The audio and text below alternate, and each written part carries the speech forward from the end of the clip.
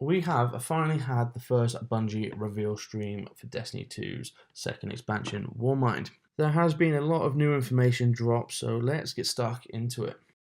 Hey guys, Blaze3 Gaming here. In this video we are going to take a look at below and we'll cover the others in a different video when we know more information about it. So we're going to take a look at story campaign description, PvE endgame activity, escalation protocol, new themed weapon, armor and gear, PvP ranking and private matches, the final raid layer, Spire of Stars, PlayStation 4 new exclusive content. Before we get stuck into all this cool stuff, let's meet Anna Bray in a prologue trailer for Warmind. Here we go.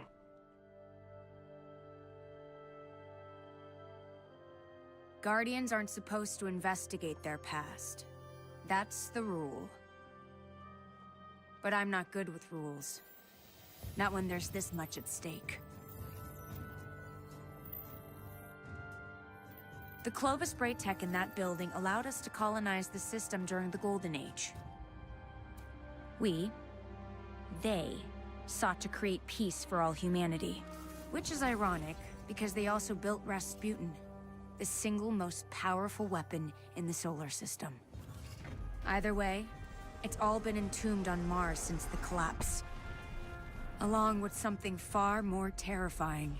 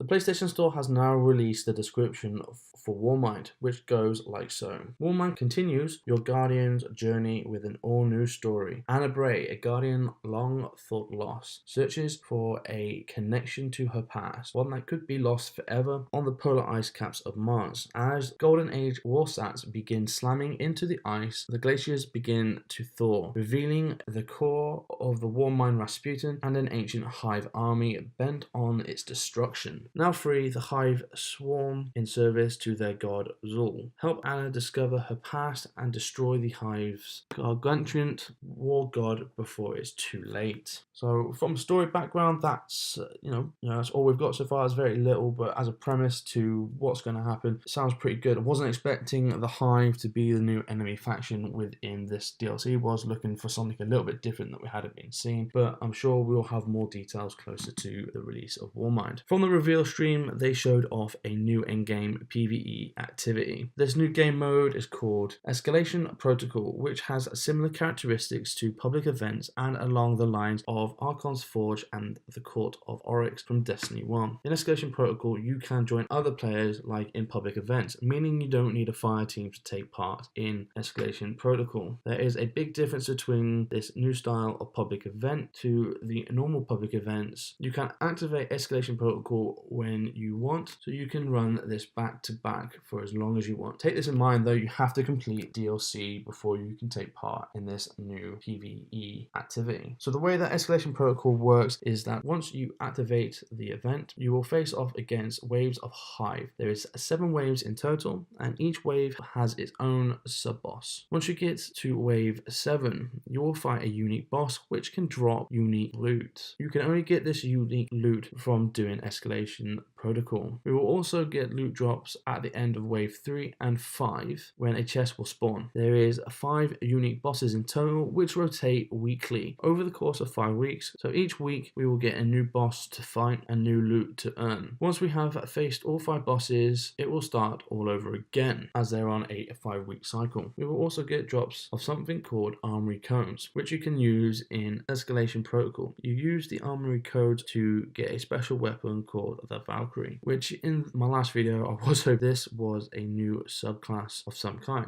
which we now know it is not. I knew it was wishful thinking, but I did say it could also be something like the battle axe from Rise of Iron. So the Valkyrie. So what is the Valkyrie? It is a spear-like object with Rasputin tech. We will be able to use the Valkyrie as a melee weapon, or you can throw it like a javelin. We will only be able to use the Valkyrie for a limited time, so use it wisely. Okay, next up we're going to take a look at the following exotics. I'm just going to let them play in the background of this speech because I don't want to butcher any of the names on these armor pieces. So we now know we'll be getting the following new exotics to D2. Some of these we have had in Destiny 1 previously. Okay, so in this next bit I'm just going to let the following exotic just kind of stroll through on this piece here, as I don't want to butcher any of the names. So we know that we're now getting the following new exotics. Some of these have previously been in Destiny 1. It's nice to see the bit of a variety here as well going on with exotics and a little bit more to hunt. I'm hoping this time round for this DLC that we're going to have to put a little bit more effort and grind into getting them, and we're not just going to get handed them willy-nilly like we have in current game, because at the moment it's just far too easy to get exotics. Alright, and then the last two on this list will be obviously the Cirrus Regime, which is an auto rifle, and the new Huckleberry submachine gun. So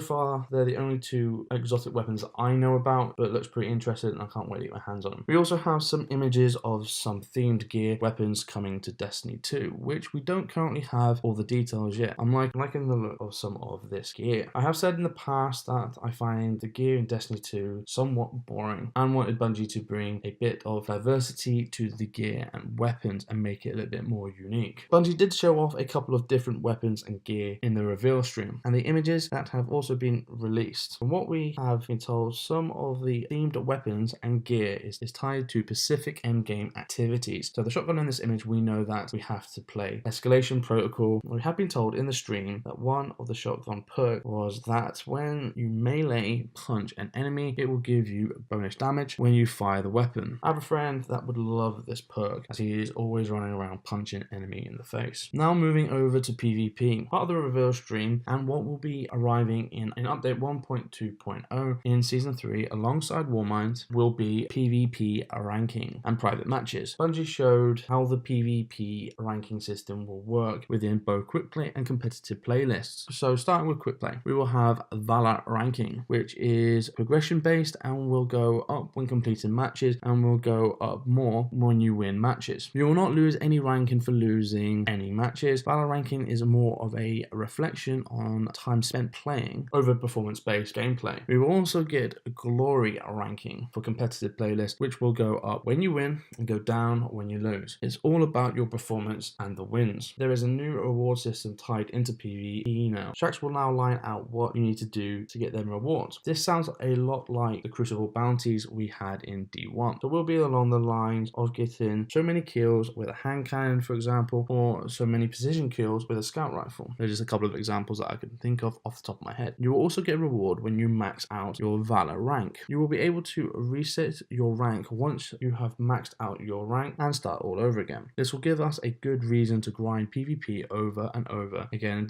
to chase that much wanted loot. Bungie have also stated that each season there will be one weapon that is the most desirable weapon for PvP in that season. So that is obviously something worth grinding for each season. So each season will have a new desirable weapon. We also got a look at private matches where you will be able to pick from a wide range of options. But regarding maps, you will be limited if you do not own the expansions. So if you only own the base game, you will only be able to play maps that come with Destiny 2 base game. If you own the expansions, you will have access to all maps that come with the expansions that you own. Remember, you don't need to own the expansions to play DLC maps in quick play and competitive playlists. You only need to own the expansions to play the map within private matches. When PlayStation released the details about the next expansion, expansion. It also stated the name of the next Leviathan raid layer, which is going to be called Fire of Stars. If we are going off the name of the raid layer, I would say that we'll be going to the highest point on the Leviathan this time round. There is not much said about this layer yet, but there is talk that this could be the last raid layer set on the Leviathan. If this is going to be the last raid layer for the Leviathan, could we meet the real Emperor Callus at last? If this information is right, we should end up getting a whole new full raid in the 3rd expansion coming in September. Going back to the PlayStation release details, there will also be some more PlayStation exclusive content. The exclusive content will be one new strike and a new set of armor for each class, and this will be a timed exclusive which should last until the fall of 2018 when the 3rd expansion is released. The new PlayStation exclusive strike story is as follows.